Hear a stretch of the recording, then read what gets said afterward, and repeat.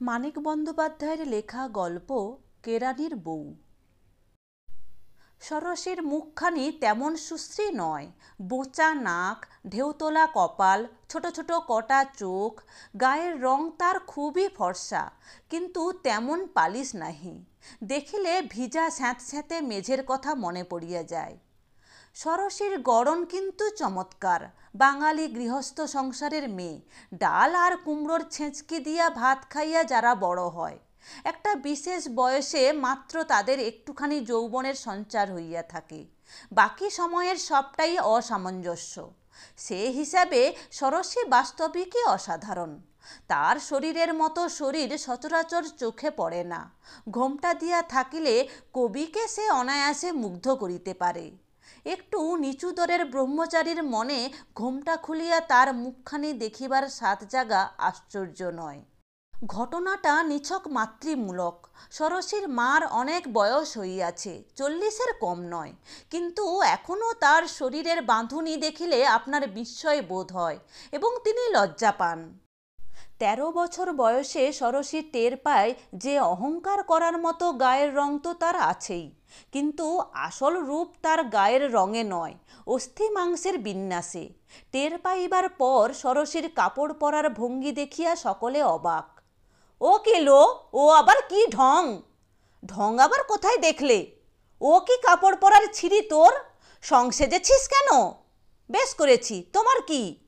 মুখে আগুন মেয়ের। যাস নে, সংসেজে ঢং করে পাড়া বেড়াতে তুই যাস নে, সরি, মেরে পিঠের চামড়া তুলে ফেলবো।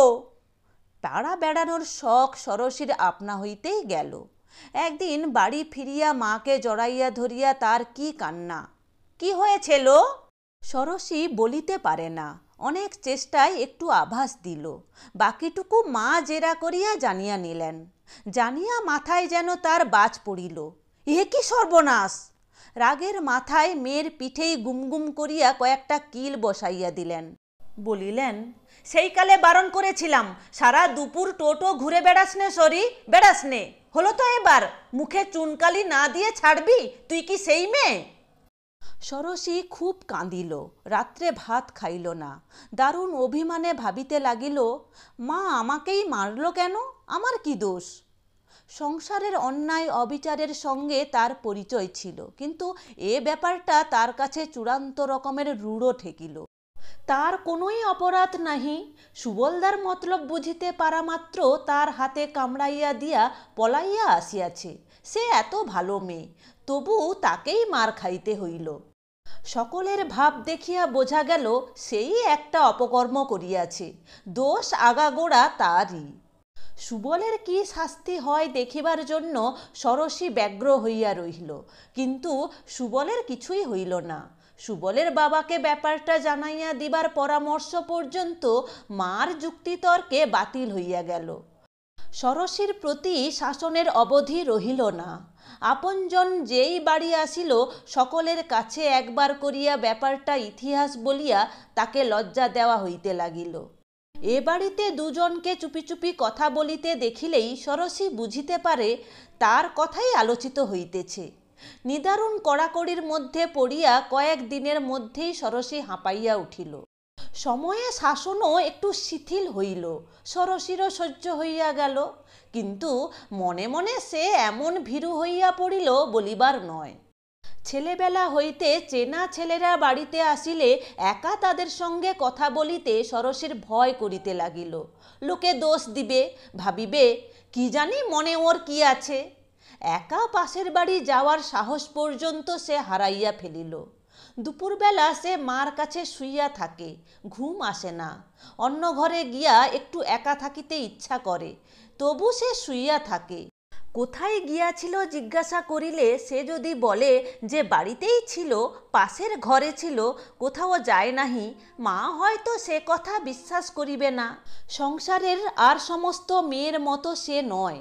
কুমারী ধর্ম বজায় রাখার জন্য তার ওদের মতো যথেষ্ট ও প্রাণপণ চেষ্টা নাহি। সকলের মনে এমনই একটা ধারণা জন্মিয়াছে জানিয়া ষোড়শী দিবা রাত্রি সজ্ঞানে নিজের চলাফেরা নিয়ন্ত্রিত করিতে লাগিল। সকলের চুরি চুরি খেলার মধ্যে চুরি না করিয়াও বেচারি হইয়া রহিল চোর। উপদেশ শুনিল, মেয়ে মানুষের জীবনে আর কাজ কি মা? চারদিকে পুরুষ গুন্ডা হাঁ করে আছে, পা পিছলে না ওদের খপ্পরে পড়তে হয়, ব্যাস এইটুকু সামলে চলা। ছড়া শুনিল, পুড়ল মেয়ে উড়ল ছাই, তবে মেয়ের গুণ গাই। শুনিয়া শুনিয়া ষোড়শীর ভয় বাড়িয়া গেল। সংসারের নারী সংক্রান্ত নিয়মগুলি এখন সে মোটামুটি বুঝিতে পারে। ধরিয়া নেওয়া হইয়াছে যে খারাপ হওয়াটাই প্রত্যেক মেয়ের স্বাভাবিক প্রবৃত্তি। মেয়েদের খারাপ না হওয়াটাই আশ্চর্য। এই আশ্চর্য কাজটা করাই নারী জীবনের একমাত্র তপস্যা। সাবধানী হইতে হইতে ষোড়শী ক্রমে ক্রমে অতি সাবধানী হইয়া গেল। ভালো হইয়া থাকাটা তার কাছে আর ব্যক্তিগত ভালো মন্দ বিবেচনার অন্তর্গত হইয়া রহিল না। সকলে চায় শুধু এই জন্যই নারী ধর্ম পালন করিয়া যাওয়ার জন্য নিজেকে সে বিশেষভাবে প্রস্তুত করিয়া নিল। তারপর 16 বৎসর বয়স পূর্ণ হওয়ার কয়েক মাস আগে রাসবিহারীর সঙ্গে ষোড়শীর বিবাহ হইয়া গেল। বলা বাহুল্য রাসবিহারী কেরানি। বলা বাহুল্য এই জন্য যে ষোড়শী মধ্যবিত্ত গৃহস্থ পরিবারের মেয়ে, বরাবর গাঁয়ে থাকার জন্য খানিকটা গেঁয়ো, আর কথামালা পড়া বিদ্যায় লুকাইয়া নোভেল পড়ার জন্য একটু শহুরে। অসামান্য অঙ্গসৌষ্ঠবের জন্য তার শুধু স্বাস্থ্য ভালো এবং গায়ের রঙের জন্য সে একটু মূল্যবতী। কেরানি ছাড়া এসব মেয়ের বর হয় না।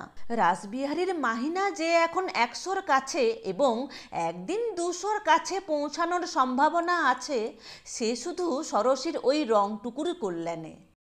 রাসবিহারীর সাইজ মাঝারি, চেহারা মাঝারি, বিদ্যা মাঝারি, বুদ্ধি মাঝারি, যাকে বলে মধ্যবর্তী, তাই ষোড়শীকেও সে মাঝারি নিয়মে ভালোবাসিল।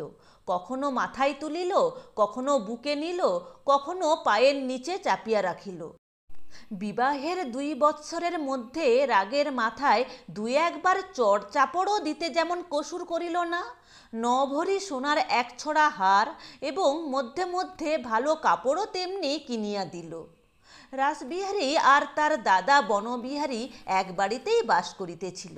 মাসের 1 তারিখে রাসবিহারী বরাবর মাহিনার 3/4 অংশ দাদার হাতে তুলিয়া দিয়া আসিয়াছে। বিবাহের বৎসর 2 পরে সেটা কমাইয়া কমাইয়া অর্ধেক করিয়া আনায় বনবিহারী তাকে পৃথক করিয়া দিল। পটলডাঙ্গায় একটা বাড়ির দোতলায় একখানা শয়নঘর, একটি রান্নাঘর ও খানিকটা বারান্দা ভাড়া নিয়া রাসবিহারী উঠিয়া যাইবার ব্যবস্থা করিয়া আসিল। ষোড়শীকে বলিল, সংসার চালাতে পারবে তো? ষোড়শী বলিল, ও মা, তার পারবো না বলিয়া বিবাহের পর এই প্রথম হাসি মুখে যাচিয়া 2 হাতে স্বামীর গলা জড়াইয়া ধরিয়া স্বামীকে চুম্বন করিল। স্বাধীনতার, বেশি নয় অল্প একটু স্বাধীনতার লোভে ষোড়শীর খুশির সীমা ছিল না। স্বামী তো তাহার অফিস যাইবে, সে বাড়িতে থাকিবে একা, একেবারে একা। চাকরের চোখের সামনে কলতলায় স্নান করিলে কেহ তাকে গাল দিবে না। 2 বেলা পাশের বাড়ি গেলে কেহ জানিবে না। খোলা জানলায় দাঁড়াইয়া রাস্তার লোক দেখিলে আর রাস্তার অজানা অচেনা ভয়ঙ্কর ও রহস্যময় লোকেদের নিজেকে দেখাইলে কেহ কিছু মনে করিতে আসিবে না। বনবিহারীর স্ত্রী 4টি সন্তান প্রসব করিয়া আর অজস্র পান দোক্তা খাইয়া শুকাইয়া কাঠ হইয়া গিয়াছে। রাসবিহারীদের যাওয়ার দিন সে স্বামীকে বলিল, যাই বলো বাপু, বাঁচলাম। এবং এক সময় রাসবিহারীকে একান্তে ডাকিয়া নিয়া বলিল, তোমার ভালোর জন্যই বলা। রাসবিহারী কৌতূহল প্রকাশ করিলে এদিক ওদিক চাহিয়া নিচু গলায়, বউকে একটু সামলে চলো। কেন? কেমন যেন বাড়াবাড়ি। সেদিন রাখাল এসেছিল জানো, নিচে আমি খাবার টাবার করছি, বললাম, ও ছোট বউ, বাড়িতে একটা লোক এসেছে, 2টো কথাবার্তা বলো গে, একা একা চুপ করে বসে থাকবে? তা ছোট বউ কি জবাব দিলে শুনবে? বললে, পারবো না দিদি, আমার লজ্জা করছে। আমার ভাইয়ের বয়স এখনো ওর 18 পেরোয়নি, ভগবান সাক্ষী। আমার ভাইয়ের কাছে ওর লজ্জা কি বলো তো? রাসবিহারী বলিল, কি জানি। অথচ আড়াল থেকে নুকিয়ে নুকিয়ে দেখার কামাই নেই, কি তাকানি, যেন গিলে খাবে। রাসবিহারী বলিল, তা তোমার ভাইকে দেখলে দোষ কি? বনবিহারীর স্ত্রী একটু হাসিল। অনেক পান দোক্তা খাওয়ার জন্য মুখের হাসি পর্যন্ত তার ঝাঁঝালো। বলিল, তারপর শোনো, এদিকে ছাতে কাপড়টি মেলে দিয়ে আসতে বললে যায় না, বলে চারদিক থেকে তাকাই দিদি, আমি যাব না। আমি মরি সিঁড়ি ভেঙে ভেঙে, ভাবি আহা ছেলে মানুষ, না যায় না যাক, পাড়ার লোকগুলোও তো পোড়ার মুখও নয় কম। ও মা, এদিকে দুপুরবেলা চোখ বুঝিনি, অমনি তুড়ুক করে ছাদে গিয়ে হাজির। রাসবিহারী বলিল, ছাতে গিয়ে কি করে? কে জানে বাবু কি করে, কে খোঁজ নিতে যায়? একদিন মাত্র দেখেছি, মাথার কাপড় ফেলে চুল এলো করে মহারানী ঘুরে বেড়াচ্ছেন। চুল শুকোচ্ছিল হয়তো, হবে, কিন্তু নুকিয়ে যাবার দরকার, যাবে না বলে শরমের কাঁদুনি গাইবার দরকার। ষোড়শীর কৌতূহল প্রচণ্ড, বাড়ির কোথাও গোপনে কিছু ঘটিবার জো নাহি। রাত্রে বনবিহারী কতক্ষণ হুঁকা টানে, বড় বউ তাকে কি বলে না বলে, কি নিয়া তাদের মধ্যে বচসা হয়, এসব খবরও ষোড়শী অনেক রাখে। আড়ালে দাঁড়াইয়া বড় বউয়ের কথাগুলি শুনিতে সে বাকি রাখিল না। তখনকার মতো ষোড়শী চুপ করিয়া রহিল। বড় বউ চুল বাঁধিয়া দিতে চাইলে বিনা আপত্তিতে চুল বাঁধিল। সিঁদুর পরানোর পর যথা নিয়মে তাকে প্রণামও করিল। জিনিসপত্র অধিকাংশই সকালে সরানো হইয়াছিল। বিকালে গাড়ি ডাকিয়া বাকি জিনিস উঠাইয়া রাসবিহারী যখন শেষবারের মতো নিচে গিয়া তার জন্য অপেক্ষা করিতেছে, তখন মুখখানা ভয়ানক গম্ভীর করিয়া ষোড়শী বড় বউকে বলিল, সকালবেলা ওকে কি বলেছিলে দিদি? কাকে? ঠাকুরপোকে? কই কিছু বলিনি তো। তোমার মুখে কুট হবে। কি বললি? বললাম তোমার মুখে কুট হবে। কুট কাকে বলে জানো না? কুষ্ঠব্যাধি। কার মুখে কুট হবে ভগবান দেখছেন, আমি তোর গুরুজন, আমাকে তুই। মরি মরি, কি গুরুজন? মুখে আগুন তোমার মতো গুরুজনের, বানিয়ে বানিয়ে কথা শুনিয়ে স্বামীর মন ভারী করে দিতে একটু বাধে না? তুমি আবার গুরুজন কিসের? পাবে পাবে, এর ফল তুমি পাবে। যে মুখে আমার নামে মিথ্যে করে লাগিয়েছ, সে মুখে যদি পোকা না পড়ে চন্দ্র সূর্য আর উঠবে না দিদি, ভগবানের সৃষ্টি লোপ পেয়ে যাবে। আমি যদি সতী হই তো। ভাবাবেগে ষোড়শী কান্দিয়া ফেলিল, কিন্তু বলিতে ছাড়িল না। আমি যদি সতী হই তো আমার যতটুকু অনিষ্ট তুমি করলে, ভগবান তোমাকে তার দ্বিগুণ ফিরিয়ে দেবে। অঙ্গ তোমার খসে খসে পড়বে দিদি, পচে যাবে, গলে যাবে। ভাসুর ঠাকুর দূর দূর করে তোমাকে বাড়ি থেকে খেদিয়ে দেবেন। ষোড়শী যে এমন করিয়া বলিতে জানে, বড় বউয়ের তা জানা ছিল না। হেলে সাপকে কেউটের মতো ফোঁস করিতে দেখিয়া সে এমন অবাক হইয়া গেল যে ভালো মতো একটা জবাবও দিতে পারিল না। চোখ মুছিয়া গাড়ি চাপিয়া ষোড়শী বিজয় গর্বে চলিয়া গেল। মুখ দিয়া উপরোক্ত কথাগুলি স্রোতের মতো অবাধে বাহির করিয়া দিতে পারিয়া নিজেকে তার খুব উচ্চ শ্রেণীর আদর্শ স্ত্রী বলিয়া মনে হইতেছিল। নতুন বাড়িতে আসিয়া ষোড়শী সংসার গুছাইয়া বসিল।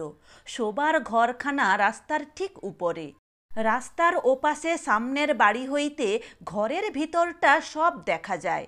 জানলার আগাগোড়া ষোড়শী পর্দা টাঙাইয়া দিল।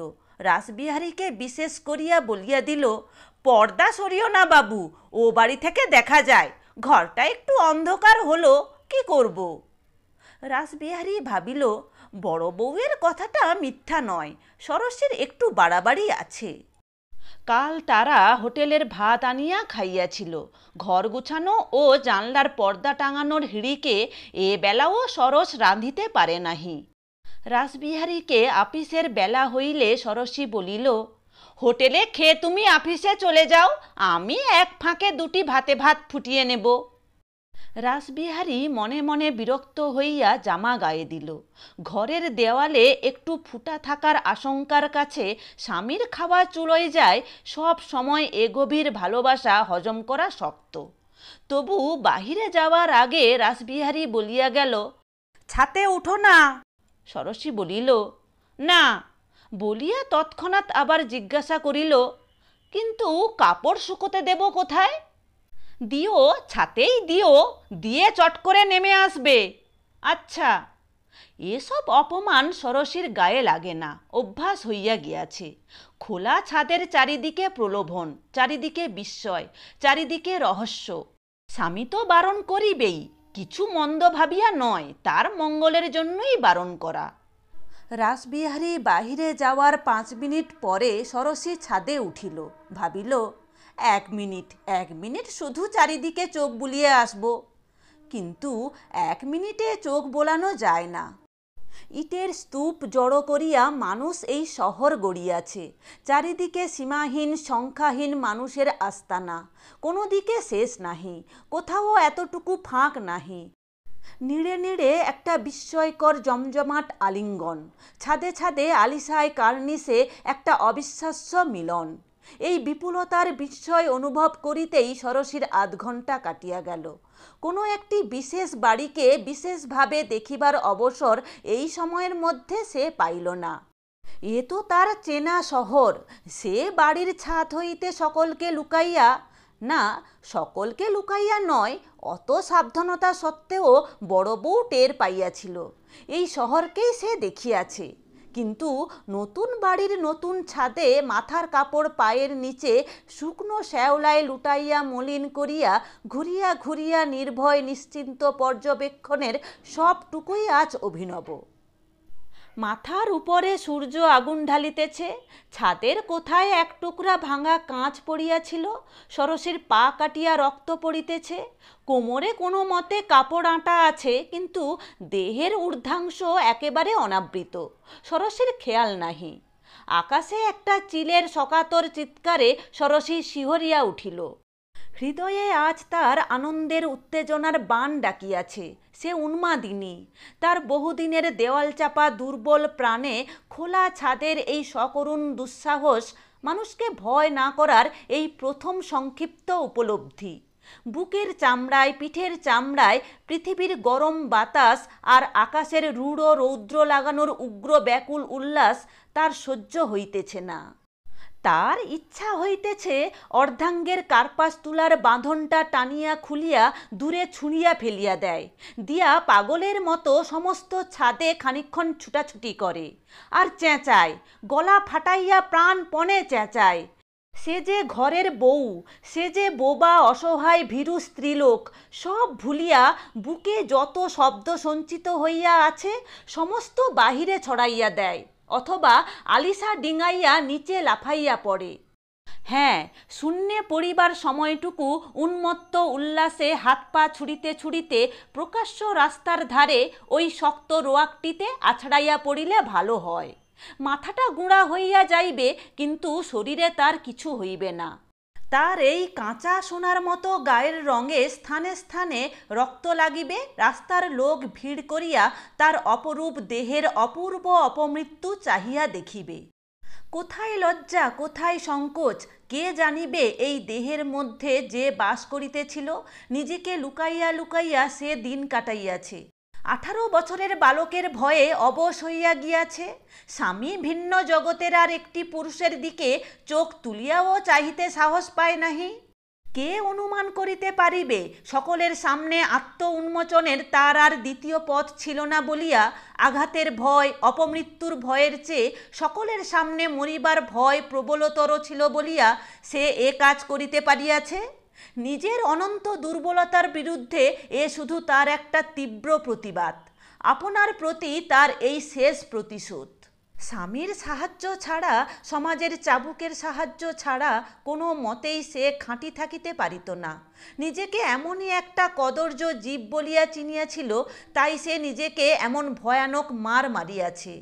এ কথাটাও কি কারও একবার মনে হইবে না? 2 হাত শক্ত করিয়া মুঠা করিয়া ষোড়শী এখন আপন মনে বিড়বিড় করিতেছে।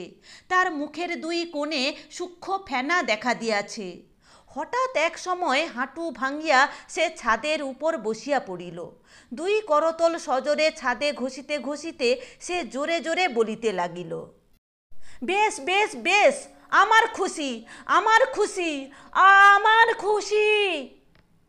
তারপর শূন্যের উপর ঝাঁঝিয়া উঠিয়া শূন্যকেই সম্বোধন করিয়া আবার বলিল, হলো তো।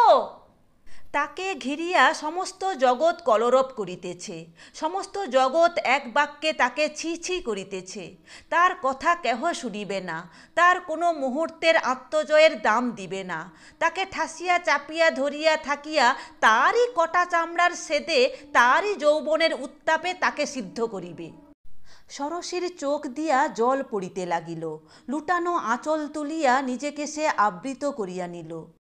ঘষিয়া ঘষিয়া চোখ শুষ্ক করিয়া উত্তরাভিমুখী হইয়া আলিশায় ভর দিয়া দাঁড়াইয়া রহিল। হিস্টিরিয়ার ফিটের পর যেমন সমস্ত জগৎ একেবারে স্তব্ধ হইয়া যায়, মুখে একটা ধাতব স্বাদ লাগিয়া থাকে, ষোড়শী কানের কাছে তার নিজের রক্তের কোলাহল তেমনিভাবে অকস্মাৎ থামিয়া গিয়াছে। জিভে কটু স্বাদ লাগিয়া আছে। এখন আর তার কোনো উত্তেজনা নাহি। সে একটু বিহল হইয়া পড়িয়া আছে। তার মনে হইতেছে এমন একটা কাজ সে করিয়া বসিয়াছে সাধারণ কোনো মেয়ে যা করে না। কাজটা তার ন্যায়সঙ্গত হয় নাহি। রাসবিহারীর আদেশ অমান্য করিয়া ছাদে বেড়ানোর জন্য ষোড়শীর কোনো আফসোস নাহি। স্বামীর ছোট বড় অনেক আদেশই অমান্য করিতে হয়, নইলে টেকা অসম্ভব।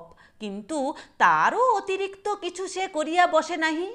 নিজেকে তবে কলুষিত অপবিত্র মনে হইতেছে কেন? ভাবিতে ভাবিতে ষোড়শী নিচে নামিয়া গেল। ছাদের নিচেকার ছায়ায় গিয়া দাঁড়ানো মাত্র তার যেন অর্ধেক গ্লানি কাটিয়া গেল। জানলার পর্দা টাঙানোর জন্য ঘরের আলো স্তিমিত হইয়া আছে। বাতাসের মৃদু স্যাঁতস্যাঁতে ভাব এখনও শুকাইয়া যায় নাহি। ষোড়শীর চোখে মুখে আর সর্বাঙ্গে অল্প অল্প স্নিগ্ধতা সিঞ্চিত হইতে লাগিল। ঘরের অসমাপ্ত কাজগুলি ঠিক যেন তারই প্রতীক্ষায় উন্মুক্ত হইয়া আছে। ঘরের মাঝখানে দাঁড়াইয়া ষোড়শী চারিদিকে সস্নেহে দৃষ্টি বুলাইতে লাগিল। কত কাজ তার, কত অফুরন্ত কর্তব্য। তার কি নিঃশ্বাস ফেলিবার সময় আছে? সংসারে কি হয় আর কি হয় না তাই নিয়া মাথা ঘামানোর অবসর সে পাইবে কোথায়? স্বামী হোটেলে খাইয়া আফিস গিয়াছে। এ বেলার মধ্যে সমস্ত কাজ তার সারিয়া রাখিতে হইবে। ও বেলা দুটি রাঁধিয়া না দিলে চলিবে কেন? হোটেলের ভাত পেট ভরানোর জন্য সে তো তাকে ভাত কাপড় দিয়া পুষিতেছে না। ষোড়শী অবিলম্বে কাজে ব্যাপৃত হইয়া গেল। নোড়া আনিয়া দেওয়ালে পেরেক ঠুকিয়া কোনাকুনি একটা দড়ি টাঙাইয়া নিল। জড়ো করা পরনের কাপড়গুলি একটি একটি করিয়া কুচাইয়া রাখিল। তাকে খবরের কাগজ বিছাইয়া তেলের শিশি, জুতার বুরুশ, রাসবিহারীর দাড়ি কামানোর সরঞ্জাম, তার নিজের মুখে মাখার পাউডার, পায়ে দেওয়ার আলতা, সিঁথিতে দেওয়ার সিঁদুর, সমস্ত টুকিটাকি জিনিস গুছাইয়া তুলিয়া রাখিল।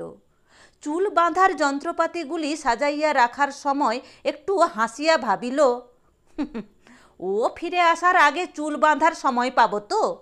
খাবারটা করেই চট করে একটু সাবান মেখে গা ধুয়ে নিয়ে বেঁধে ফেলবো চুলটা, যে নোংরাই দেখে গেছে।